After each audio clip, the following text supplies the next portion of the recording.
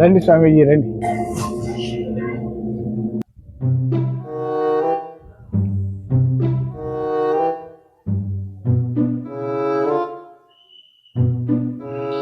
ఇక్కడ ఇక్కడ తవ్వాలి. 100 అడుగుల లోతులో నా దివ్య దృష్టికి కనిపిస్తోంది. వజ్రాలున్నాయి 100 అడుగుల లోతులో. తవ్వాలి.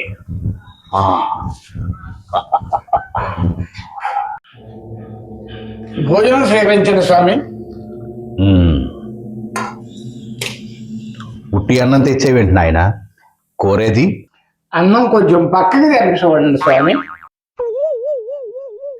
వంకాయ కూర. ఉన్న అన్నం కింద వంకాయ కనిపించలేదు కానీ 100 అడుగుల లోతులో వజ్రాలు కనిపించినాయి నీకు.